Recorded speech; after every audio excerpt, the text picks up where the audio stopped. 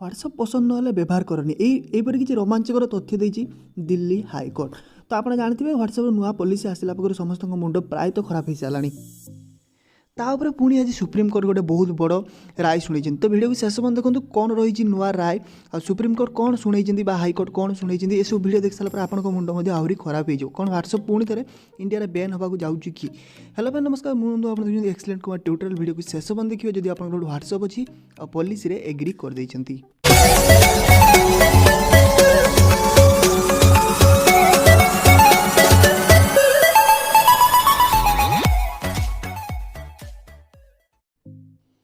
तो सी कहते ह्वाट्सअप एक घरोई एप्लिकेशन यह स्वेच्छाधीन ऑप्शनल जदि पसंद होनी तेबे ताकू व्यवहार करो नहीं।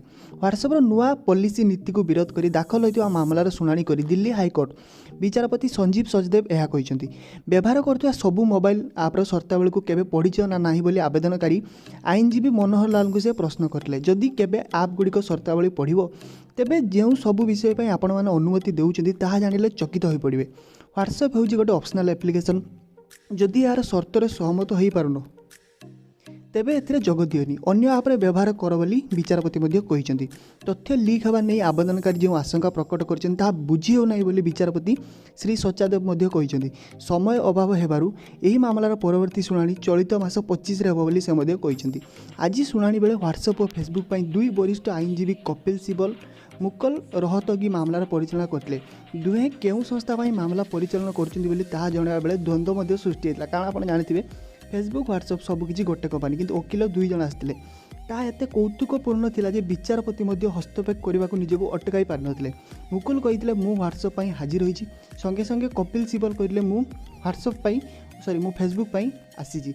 यह जानिया परे मुकुल आश्चर्य प्रकट करते विचारपति श्री सचादेव उभय को कहते जे किए क्यों पक्ष पई आसीछ से नहीं निज निज भितर तथ्य आदान प्रदान करवा दरकार कारण आप जानते ह्वाट्सअप आ फेसबुक सबकि गोटे कंपानी फेसबुक। तो देखा जाऊ चलित मास 25 तारिख दिन ह्वाट्सअप आ Facebook privacy policy Delhi high court कौन शुणाणी कर तो से आपको कौन लगुच ह्वाट्सअप बैन होगा दरकार कि नहीं।